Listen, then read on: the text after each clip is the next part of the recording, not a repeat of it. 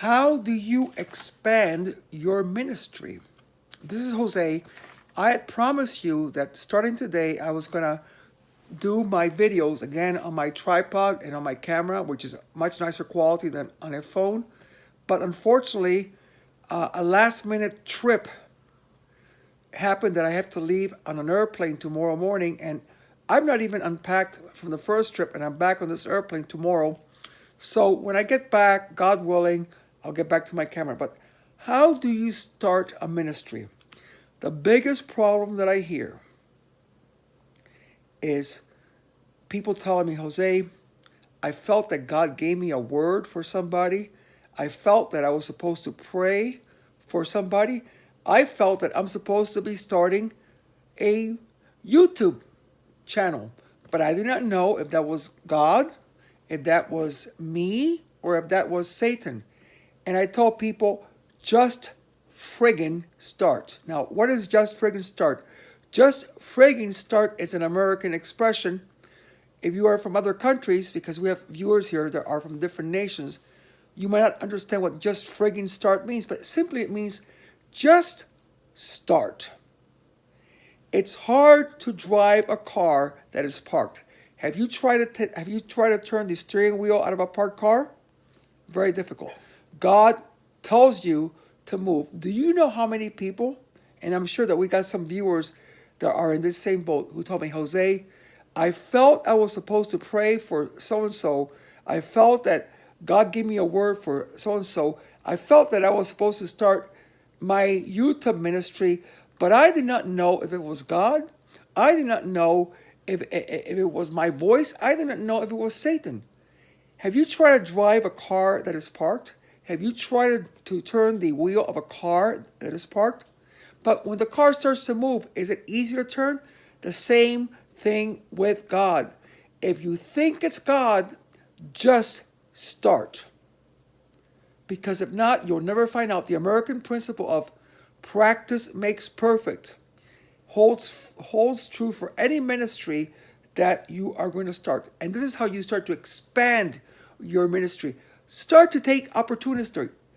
When you think it's God but you're not sure, start to take opportunities. Okay? Number 2, how do you expand your ministry? Remember that God is not religious. We have mistakenly made God into religious or churchy.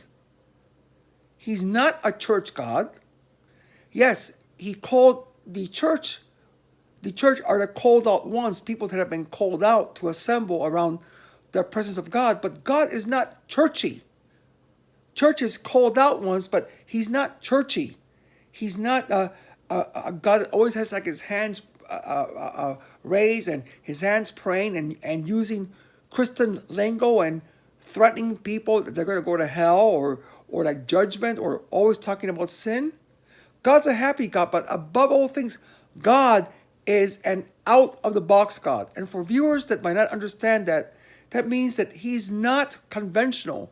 He's creative. You know, God is more, how would I say, the glory of God is more scientific. I don't know what you guys know by quantum physics. Quantum, the quantum models, which is studying matter up to their electrons and protons and neutrons. God is a quantum God. God is a scientific God. God is creative. God is out of the box. So one way that you can expand your ministry is by saying, God, show me the creative things. It does not always have to be 45 minutes of worship, a sermon, a tithe, an offering. It does not always have to be that way. It can be that way, but it does not have to be that way. God is creative. God is out of the box. God is always thinking of new ways that he can reach just a culture. So number 2 way to expand your ministry, say, God, if there's something that is creative, that is something unusual that you want me to do. Like, I've had many people, when I'm the one that's supposed to be ministering, I'm supposed to be like the leader of the meeting. It is my joy and pleasure to call up people and let them minister, let them spread their wings, give them a platform. Sometimes I'll even step back and I'll watch newcomers minister, and they'll get the most amazing words. So number two, God is not religious. God is out of the box. God is creative. God is scientific. God is quantum. God is wonderful. So start to ask God to give you those kind of ideas. Number three, Mark Zuckerberg of Facebook says, throw things at the wall and see what sticks.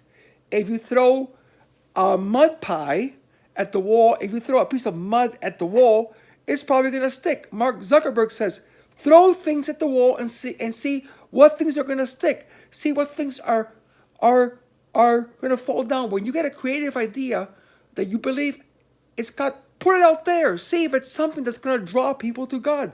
See if it's something that is going to open up ministry, or if it's something that is, I'm sorry to say, my friends, because I love the church. I've been part of the church for like 40 years. But many churches, many ways that we do church is some of the most non-creative way of doing things is sometimes what we see in our church services, because it's the same format week in and week out. It's a worship, the sermon, the tithe and offerings, bang, people go home. So while we have a world of people doing Facebook and YouTube videos and doing creative things and entrepreneurial things, God is an entrepreneurial God. We're doing church in the same non-creative, boring way, and that's why young people don't want to come to church. And I can't blame them. Become creative. If this doesn't work, try something else. If people want like a shorter sermon and more ministry, try that. If people want to learn how to minister, don't feel that if you are the leader that you have to be in control of the whole event, of the whole service. Be creative. Let someone else speak for you. Let someone else minister. Bring someone else to minister. Throw things at the wall and see what sticks. And finally, what is called rapid iterations. And many entrepreneurs use this rapid iterations. It means that you create something that works, but then you continue to make small changes. What they say is you tweak it. You something that works. Like if you're doing prophecy, the ministry of a prophet, like in a certain way, and it is working. The rapid iterations mean, well, try to change the use of flow. Ask God to give you not just words, but to give you acts of glory. See if you can bring someone that has never prophesied to prophesy with you. See, tweak what you're doing. If you find things in your ministry that work, then tweak them, improve them. Always be improving. Always go the next step, but never fall under the thing of this ritualistic system way that we do churches. This system, ritual systems. It's not working. It's not bringing young people in. And instead of preparing the next generation, the new generations for the gospel, we're not. So I don't want to be critical. I'm just being authentic, because God has called us to be authentic. Humility, Mother Teresa said, is honesty, or honesty is humility. Okay, my friends. So expand your ministry. Just start. Step out. God is not religious. God is a creative, quantum God.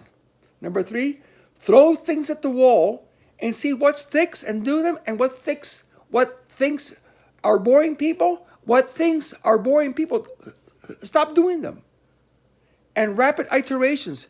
When something that you are doing is right, tweak it, make it better. Get that glory of God coming out of you. Okay, my friends, we'll see you from Miami. Bye-bye.